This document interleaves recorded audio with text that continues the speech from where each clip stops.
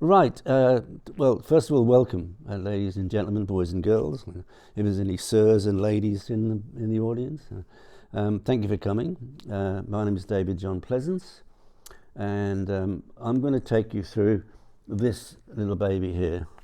This is the very first book that I wrote, and it's a story about how Commodore went from being $1 billion corporation into bankruptcy, and that takes some special talent to do that, let me tell you. Right, $1 billion company mismanaged into bankruptcy.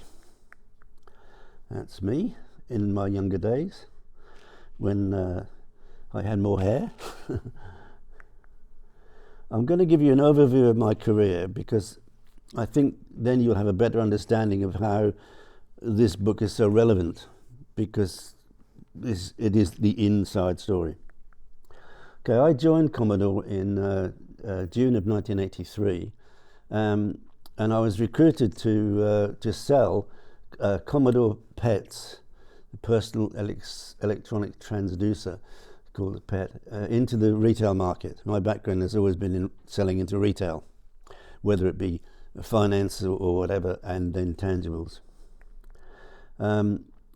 The personal electronic transactor was the only business product that Commodore had at the time, and it was quite interesting because having been living in Australia and just got back to the UK, I decided I needed to review the retail market to see who was I going to be dealing with, Dixons and Comet and Currys and so on. But I'd only been, I think I was about 9 or 10 weeks with Commodore when Commodore International decided that they were not going to make any more pets.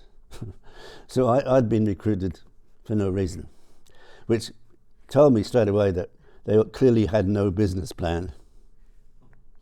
But anyway, I was lucky because I got transferred to the consumer products division, because the guy, there was a sales manager and then there was a key accounts manager who looked after all of the big stores, like the Dixons and so on, and he decided to leave, which is an amazing thing really, because we just launched the Commodore 64 a few months before and it was really going crazy. Anyway, I got transferred to that division as a key accounts manager, and I was looking after Dixons, Currys, Comet, Lasky's, John Lewis, and also the distributors. We sell to a lot of independent retailers, but we didn't have hundreds of accounts. We had 4 or 5 distributors who handled those accounts. So I dealt with the distributors. Anyway, once I was sort of had my feet on the ground inside the consumer division, I was able to introduce a new marketing concept which they'd not even thought about. And that is that from now on we don't sell computers, we sell dreams. Because I don't know, if you look at a computer, it's a piece of plastic with some keys on it. And that is a very difficult thing to market. If you think about it, what can you say about it? So I decided that what we needed to do is to sell the dreams of what it can deliver. So I started these, what we call bundles, 64, that obviously was the product at the time. So we did packaging, and we had games that people wanted. We also had productivity software so that the parent could justify the expenditure, because we all know that the kids wanted the games, but the parents say, it's going to be word processing, there's going to be art packages in there, it'll be for my child's education. Yeah. And what we did, we put, every 6 months we released a new bundle with something different concepts. I'm just going to kind of skip through them here.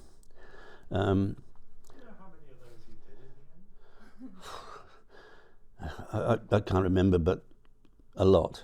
I mean, the thing is that we kept the 64 alive 2 years beyond its true sell-by date by putting these bundles together. They were very successful. This one here, the Light Fantastic Pack, we had a light gun in there. It was the first light gun available as a games product. So we tried to be ahead of the game right from the very beginning. This one here was the Connoisseur Collection. This one had a mouse in it. I think we were one of the first companies ever. and the product was a Neos, a Japanese product. It was called Neos Mouse and Cheese, and it was an art package that you used the most with. An interesting fact that the Japanese guy who represented Neos in the UK, they made him a director of the company because of the business I put his way. And he used to take me to a Japanese restaurant every second week, somewhere new. It was pretty nice, actually. Then I introduced repeated the strategy with the Amiga 500 when that was launched, because the strategy worked. Now, the first product was the Batman pack. I went to Ocean Software, who had just come back from Hollywood, and they had just paid $1 million for the rights to use the name Batman the movie for their game, just for the rights to use the name. So I went to them and I said, gentlemen, I'm going to give you a proposition now that you'll either have the balls to go with, or you'll send for the men in the white coats to drag me away. Anyway, what do you want to do, David? I said, okay. I said, when is the game going to be ready? And they said, September. I said, okay. I said, what I want is, I want to produce a pack which features Batman. The fact that there is an Amiga in it is incidental. It's not going to be the featured proposition. I said, I want you guys to give me that game for 2 months exclusively. You can't buy it over the counter on its own. It must be available only in the pack for 2 months. I said, I want to pay you very little for it, and I want to commit to 10,000 pieces. So the first thing they said was, send for the men in the white coats. You must be crazy. Anyway, they had a chat amongst themselves, and then they said, okay, David, so we've got a few concerns. They said, first of all, we think our dealers are going to be upset. And I said, yeah, they will be, but my guess is if this works, they'll be upset maybe for a couple of days, because then they'll start selling a £400 product vis-a-vis a £40 product. And I know what I'd prefer to sell if I was a retailer. Okay. They said, David, we've estimated it's going to cost us $1 million to make the game. So that's $2 million that we'll have invested. We've done all of our numbers. We know the minimum amount that we need to sell, and we've got a figure in mind that we want to sell, and we're afraid that this activity will affect those numbers. And I said, well, bearing in mind that I have a much, much bigger advertising budget than you, and I'm advertising your product, I think you'll find that we'll do pretty well with it. Anyway, the bottom line is that they had the guts to go with it, which I'll always applaud them for, because it took some guts to do it. Anyway, the net result is that, yes, their dealers are angry for a couple of days, and then they forgot all about it because they're doing well selling the pack. They ended up, they sold 5 times their highest estimate of sales because of this activity.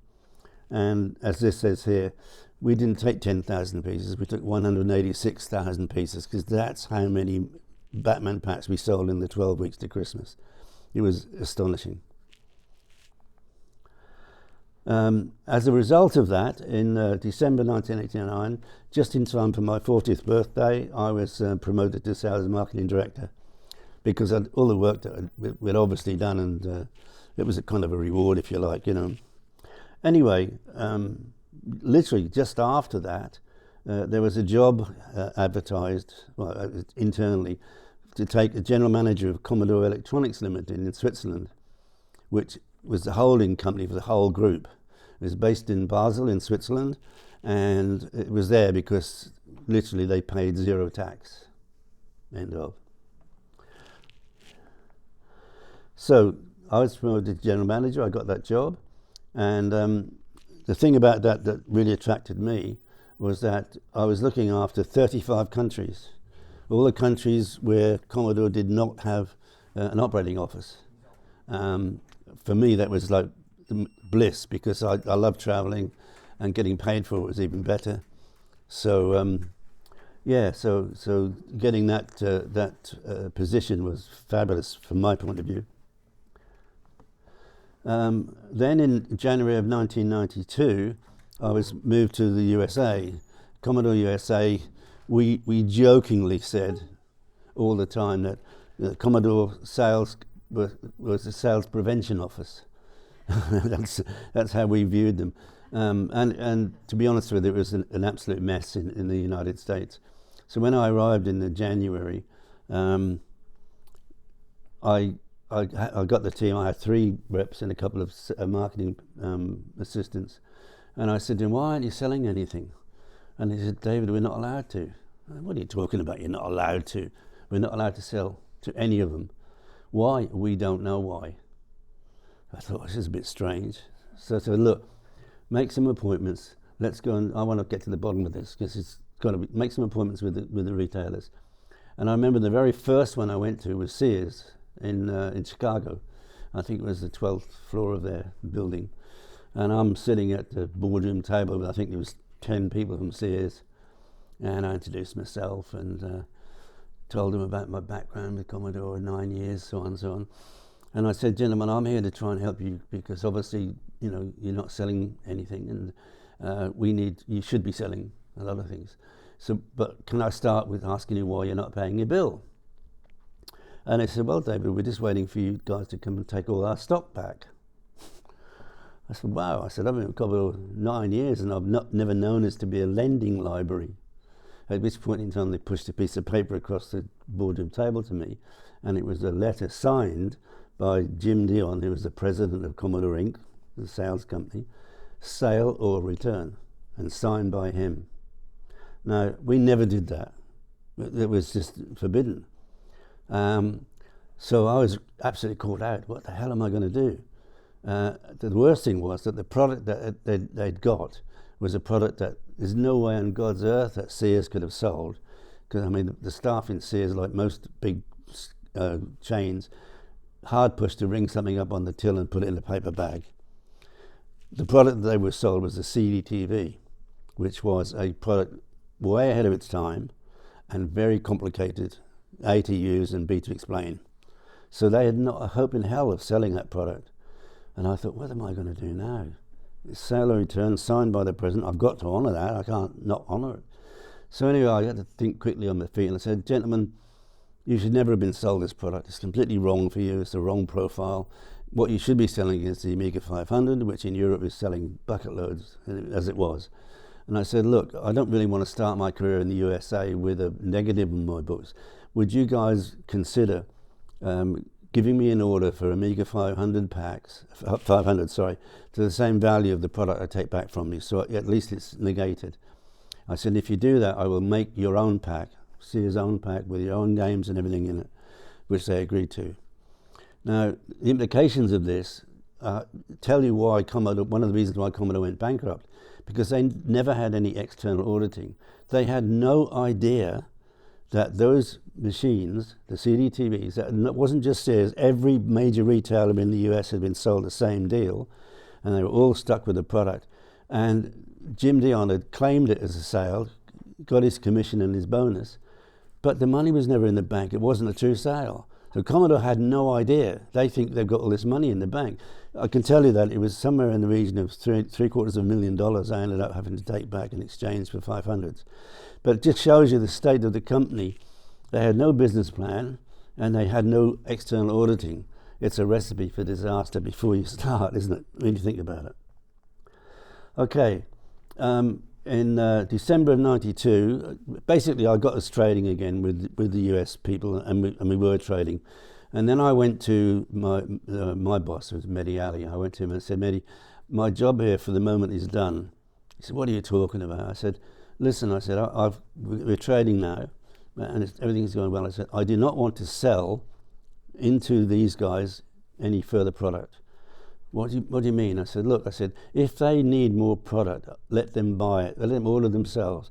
If I sell it to them, we're going to have a problem. What do you mean? I said, you and I both know that we've got the Amiga 1200 coming out in a few weeks. And the moment that comes out, if I've kept selling them, they're going to say, take our 500s back, we want the 1200s. And I don't want that responsibility or that problem. Thinking ahead, of course. So I actually left the US at that point in time, because it was the right thing to do, as simple as that. Anyway, I went back to the international business that I was doing, because I had faltered a bit. But then I was forced, and I'll never forget this, I was actually in Athens. I'd just gone out the night before and signed up a new distributor for Athens, and I was hungover like hell. I can tell you, it was awful. And early in the morning, I met him on the front. Get your ass to London. I want you in London today. So he met me in London, and he forced me to take over the MD-ship of the UK company because Commodore was in big financial trouble, and they needed business, and they knew that I'd built that business. So anyway, I wasn't given an option. So I think that this career overview could easily justify why this publication has been so successful, simply because it's got everything in it, and I'm going to go through what's in it. Obviously it's a sales pitch. I want you to buy this and tell your friends about it. Right, that's the book. Now, if that wasn't enough to entice you, the book also contains several unedited chapters, and that's important, from other Commodore insiders, other people who worked for Commodore or who were very closely associated with Commodore, so that what you've got here is a whole different perspectives, but from within the company. So it remains the inside story, but it's their chapters, and I didn't change a word of what they wrote because it was their version of what happened, and I think that's very important. So, for example, R.J. Michael, he was one of the original designers of the Amiga, and he's an amazing guy. He's in his own words, he's an almost eccentric power force. He's in that very fine line between genius and insanity all the time. An amazing guy, interesting to talk to. Dave Haney, he was the most forward-thinking and innovative engineer at Commodore. He's written a chapter. Tim Chaney was the guy who left the consumer division, and I got his job right at the very beginning. And he went on to work with Virgin Games and other things. He's a very wealthy man now. Gail Wellington, now she was an American in the UK, and I met her when I first arrived, and we just became friends. She was head of Commodore Amiga technical support. Dr. Peter Kittle, he was Commodore Germany, and he was responsible for all of the documentation and manuals. That was his domain. So he's on a chapter. Beth Richards, she's an engineer that she was working on the CD 1200, which was going to turn the Amiga 1200 into a CD 32, but it never got finished because Commodore went under. This guy, Miguel de Gracia, he's the son of Santiago de Gracia, who was the general manager of Commodore Spain, and he and I were very close friends. So he asked if Miguel could come as an intern and work with Commodore UK, which he did. In fact, he had 2 stints because he came to us, I think, for about a year. Then he had to go and do military service for Spain, and then he came back again.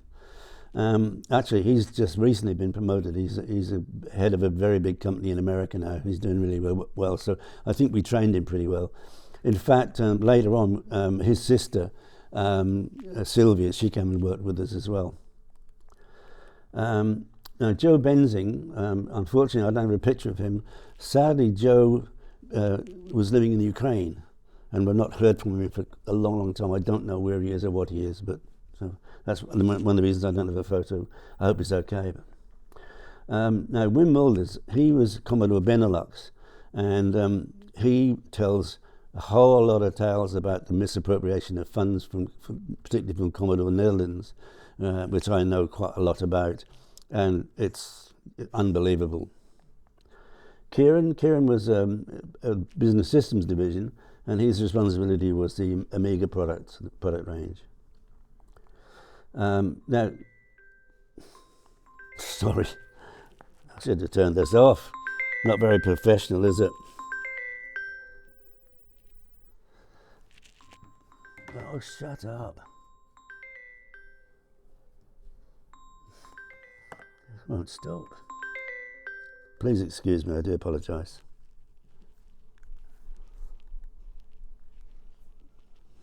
No, I don't know.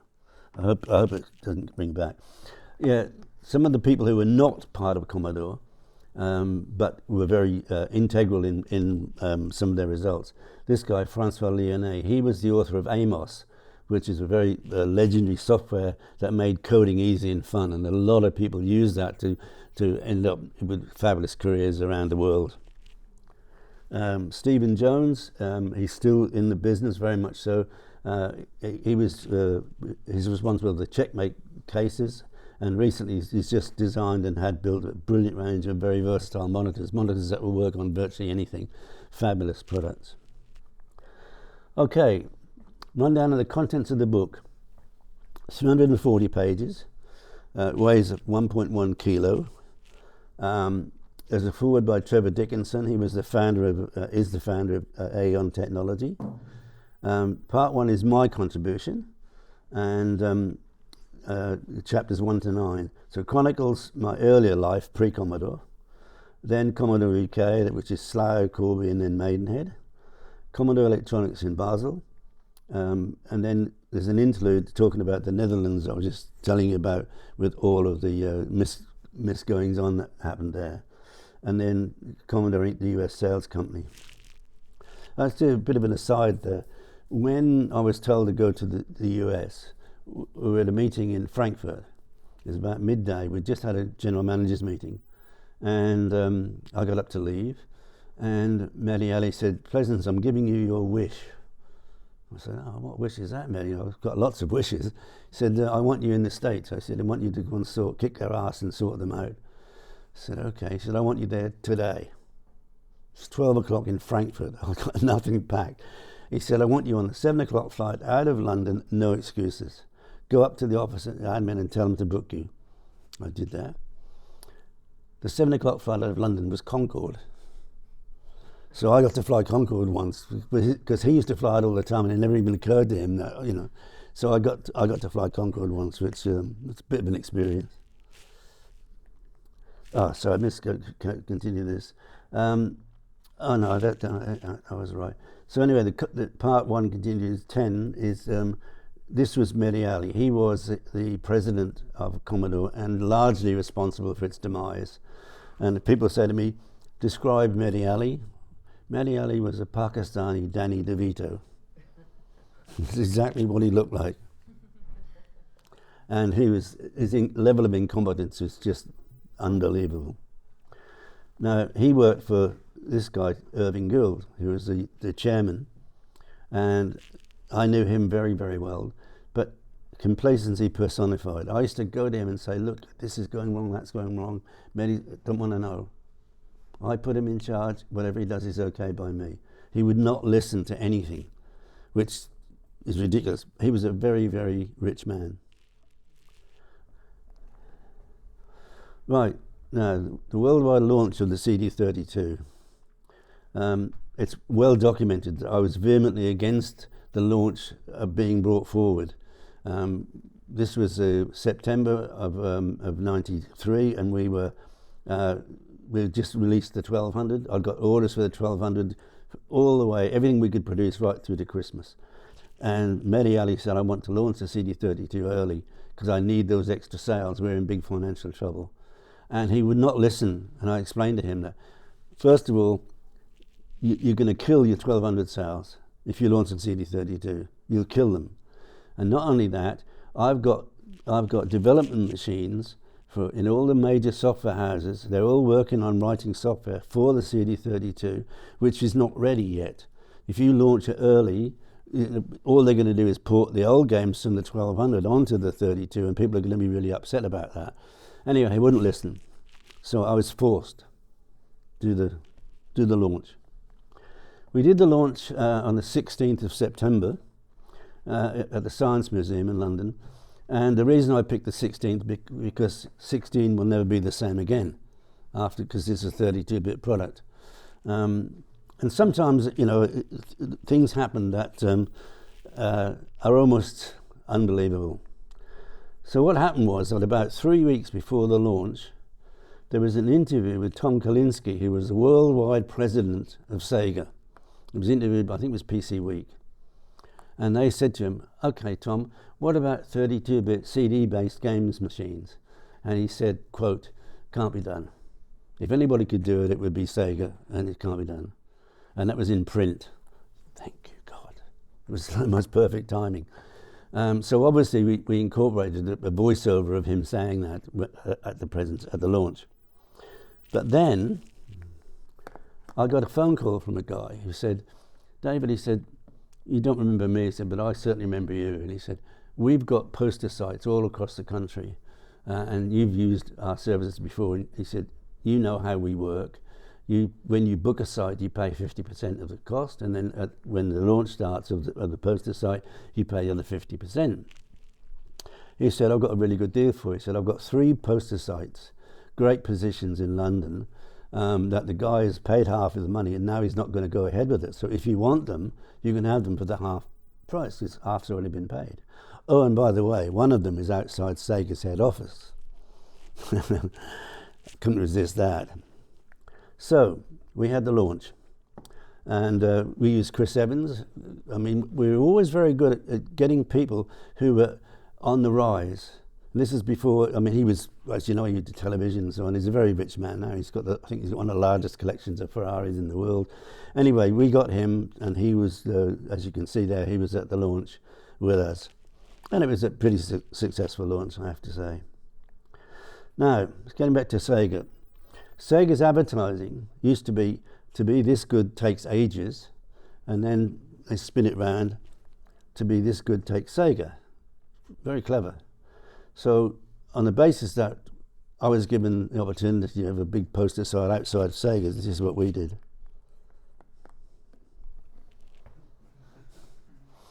Because Tom Kalinske had said they can't do it. If anybody could do it, it would be Sega, and they can't do it. So that went right up, as you can see, outside Sega's office. And remember, we had no internet then, but that went viral. That was like amazing. And I must tell you the story. In those days, of course, it was still very much a cottage industry, and we knew everybody. I mean, I knew Nick Alexander, who was the MD of Sega UK, and like we'd be competitors in the day, but we'd have a beer at night at the bar, because that's how it was. Anyway, just shortly after that, maybe a week or two after that went out, we had our industry dinner, which we used to have every year to raise money for charity and so on. And of course I was there with some tables, and he was there with some tables. And he walked over to me, I'll never forget it, and he said, a bit close to home, Mr. Pleasance, a bit close to home. And I said, yeah, well, Nick, where needs must, where needs must. And never another word was said, but they were seething, they were so angry. But they couldn't do anything about it, because it was in print of what their president had said. You got to take these opportunities when you can, don't you? All right, continuing with what's in the book, there's a scandal with the SCI Amiga 1200 manufacturing. Just very briefly, what happened was that SCI was a Scottish-based company that was making the 1200s for us, and we owed them money because Commodore was in trouble, and we needed them to keep making. So a deal was done that for every new machine that they made, we would pay them something off the debt, every machine. And it became a scandal because Mehdi Ali wanted us, Commodore UK, to not honour that deal, to give them the money all the time, and we wouldn't do it because, I mean, Colin Proudfoot was my co-MD, the financial guy in Commodore UK, and he said, I'm not putting myself at risk getting caught for breaking some fiduciary duty. So it was a bit of a scandal. Then there's anything that's not necessarily sort of directly related, I call it an interlude.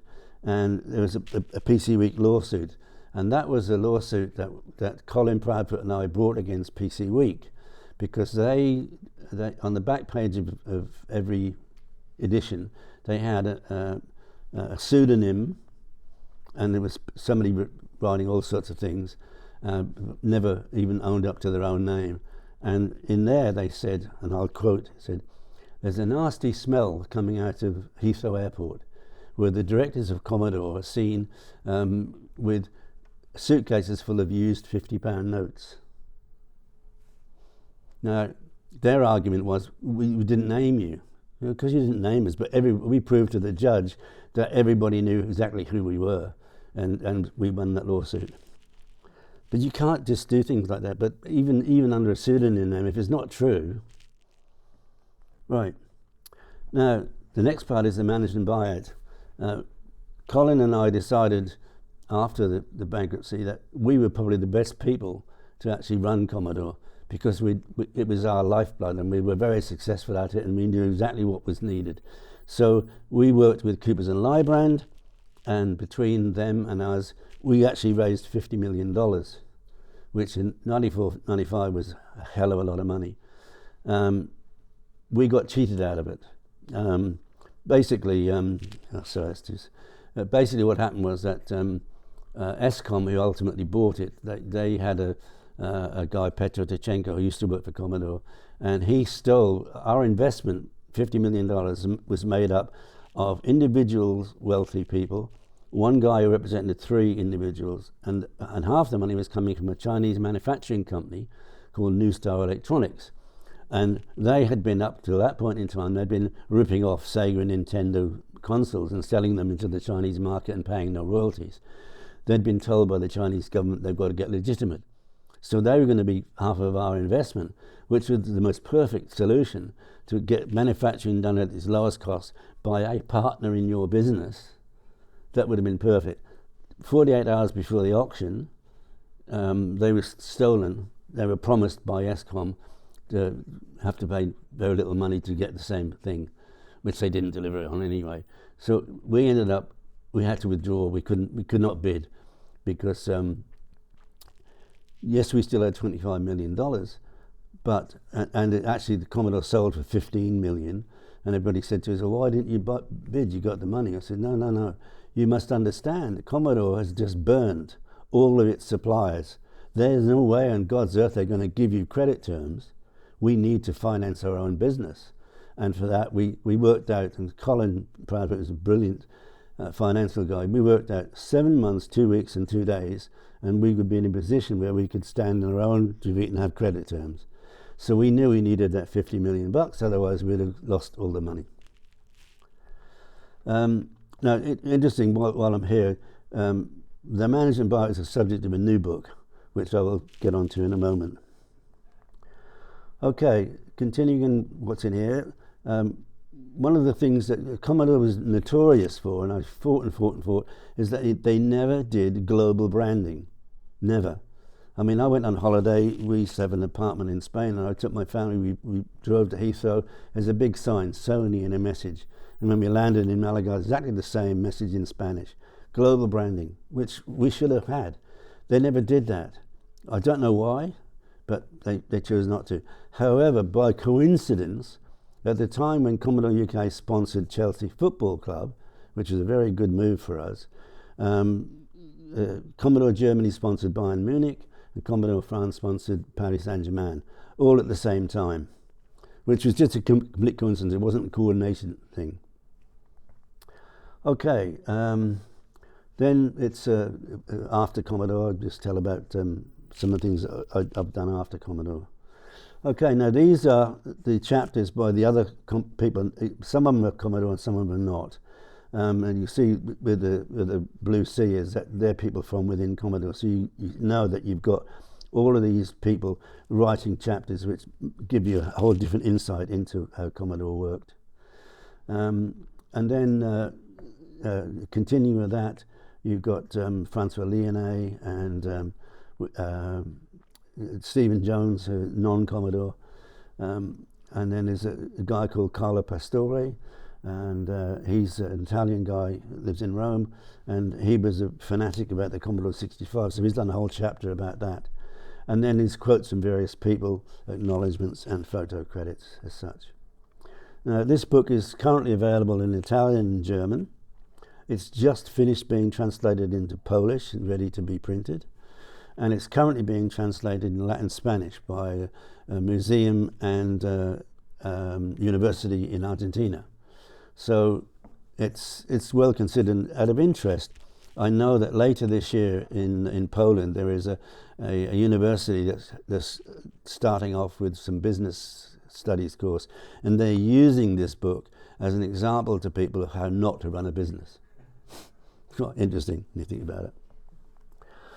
Okay, since this book, I've written a trilogy of books with a guy called I mentioned him before, Trevor Dickinson, and what we've chronicled there is what happened to Commodore's patents, logos, IPs and trademarks after the bankruptcy, because Escom bought it and then they went bankrupt a year later. But it's a whole story about what happened to all of the trademarks, and it's been a fight, lawsuits and all sorts of things.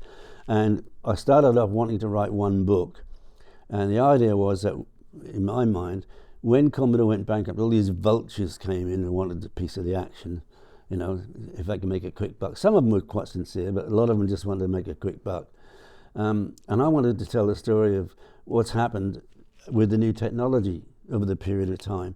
And at the time I started to write the book, the latest product being developed was called the Vampire, designed by the Apollo team in Germany. So I went to the Vampire people at Apollo and said, can I use your logo on the book and so on? And they said yes.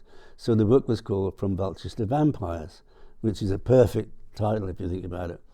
However, what we didn't realize was that when we started doing some research, there was more and more and more and more and more stuff. We've ended up with a trilogy of books. There they are.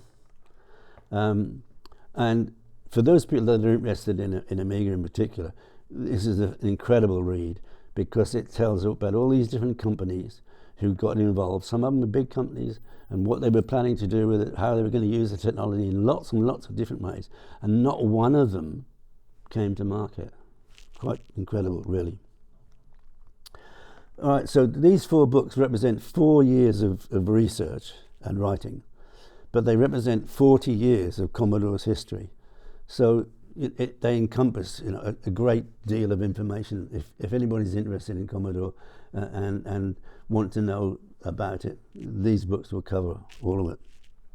Now, since then, I've started, as I go around all these different places and I travel extensively, people keep asking me for stuff. So I ended up, and you'll see on my store here, with these Commodore branded items, which they're nice quality and I think they're fairly priced.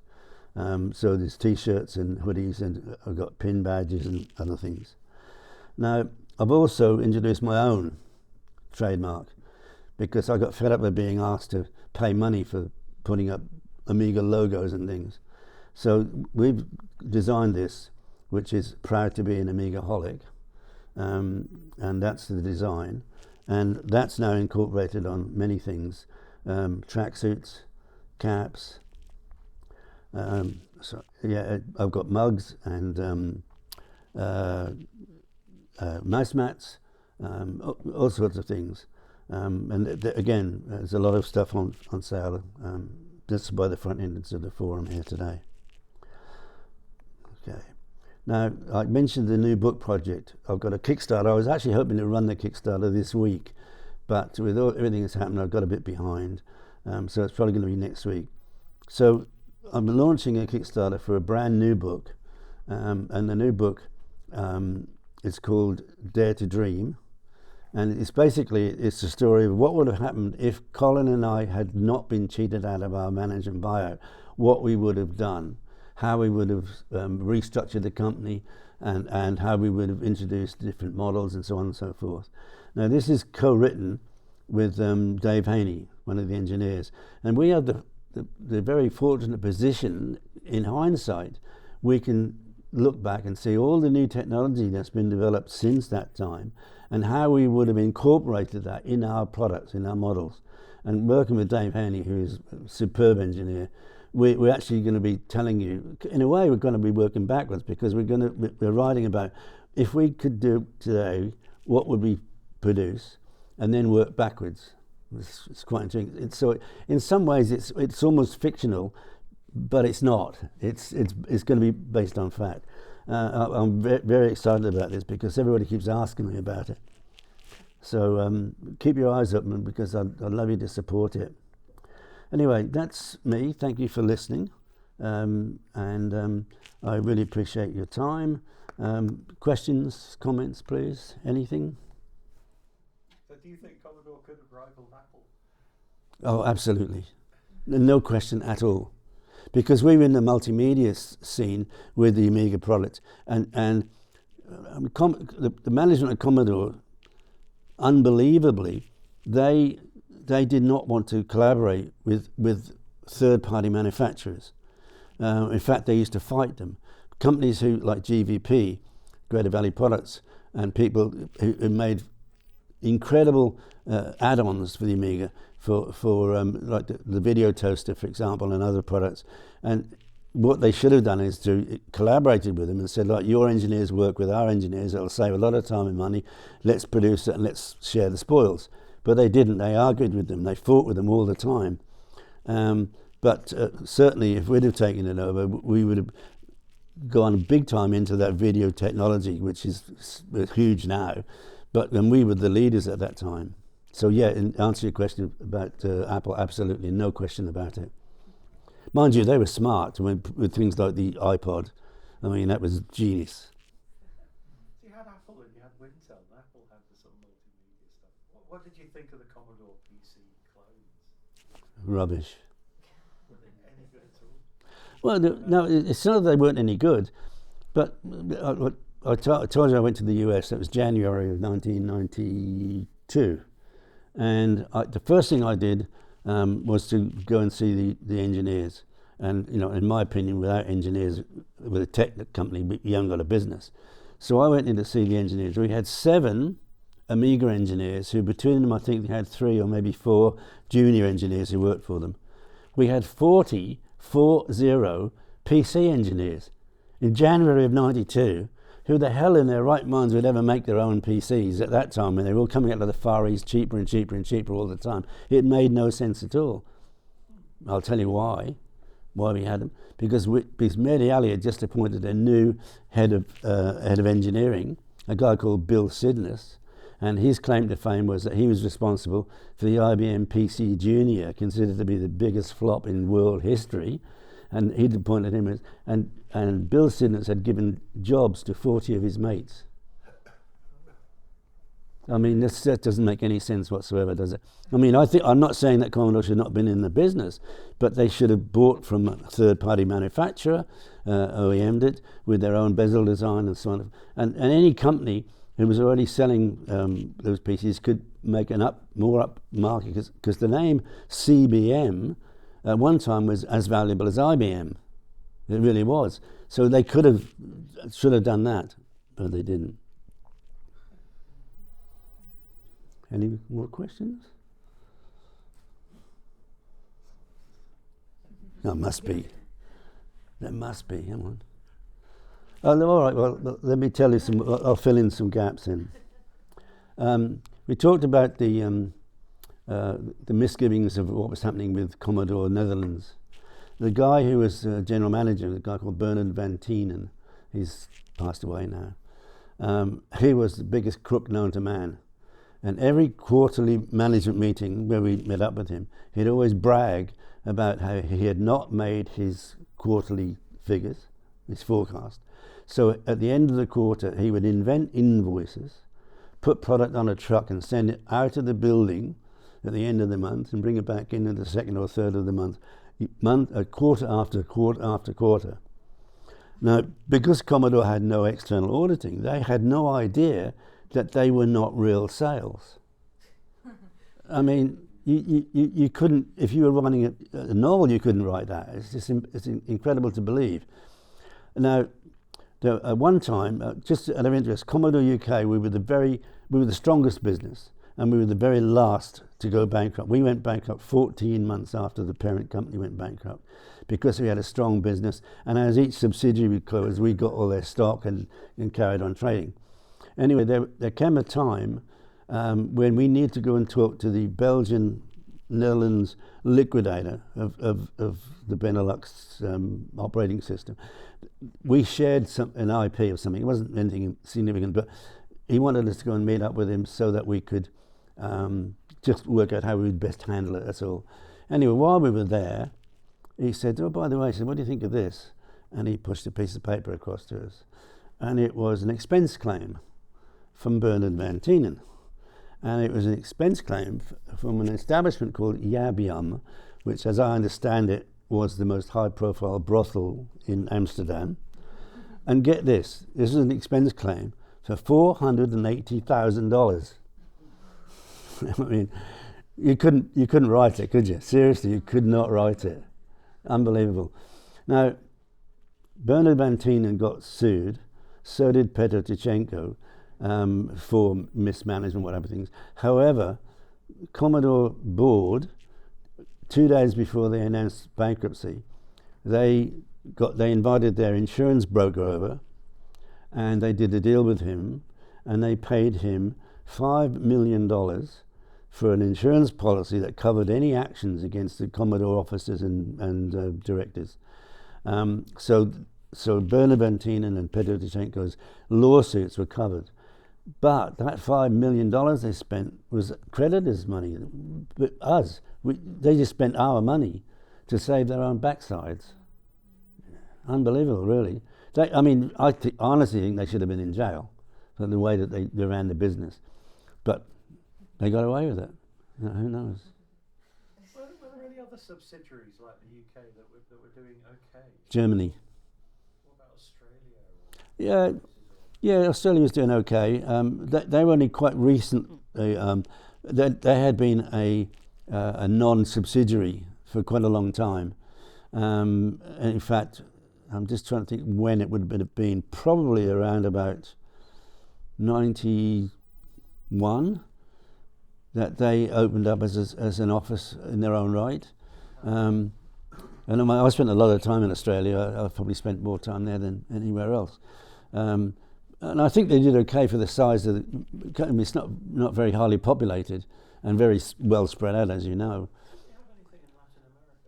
No, nothing at all, which surprised me. I mean, they weren't selling into India, right? When I took over at Commodore Electronics Limited in Switzerland, and I went to Mehdi Ali, who's a Pakistani, and I said, "Why aren't we selling to India? I don't want to sell to them." I said, "Come on, you're crazy." I said, this is market, it's a big market. Well, how are you going to do it? And I said, fairly easy. I said, I'll put an advert in the Times of India, and then I'll run the same thing again three weeks later, looking for distributors, people who currently handle consumer electronics or whatever, and have meetings with them, and then I'll pick somebody, which is exactly what I did. But he didn't want to because he hated the Indians. I mean, this is Mehdi Ali. He paid himself $2 million a year, travelled Concord all the time, and just drained the company. Yeah, and really, honestly, you could. I had, but you couldn't write about it, could you? Let me tell you about Irving Guild. Now, Irving Guild was he was the chairman. He ended up 22% of Commodore. And as I said, I knew him quite well, and I was a bit cheeky one day, and I said to him, Irving, would you mind, I know it's really impertinent, would you mind telling me how you made your fortune? He said, I don't mind telling you. I'm going to use exact terminology, so if swear words offend you, I'm sorry. He said, David, I took the best piss of my life. I said, what are you talking about? Well, he said, I was in the Four Seasons restaurant in Manhattan, which was the place that everybody gravitated around. He said, no, I needed to take a leak. He said, so I go up and I walked into the toilet, and he said, I just started, and a young guy comes in, the guy saying, effing people, I can't effing believe how effing stupid they are not. And he said, oh, you're upset, what's the matter? This guy, young guy, and he said, I've just brought a proposition to my company, fantastic proposition, and they've turned it down. I said, I can't believe how stupid they are. So Irving said, okay, well, what is the proposition? What's the deal? And this guy said, well, do you know how people move goods all around the world, and they move them by sea? Said it's very difficult to load into a ship's hold maybe grain or electronics or barrels of oil. It's a nightmare. So these guys have come up with a system of containers, 20-foot, 40-foot containers. They've got trucks designed to carry them. They've got ships designed to move them all around the world. So now I've just brought to my company the rights to that for the whole of the US. And Irving said, you just found your man. And that's how he made his fortune. It's quite interesting, really, isn't it? So Yeah. that's the big shipping containers. Yeah. Intermodal something. Yeah. Anyway, this young, he said it was the best piss of his life. That's how Irving Gould Yeah, yeah. And he was a tax exile. Um, he, um, he he had a base in the Bahamas where he kept his deep sea fishing vessel, which he invited me to, and I never fulfilled it.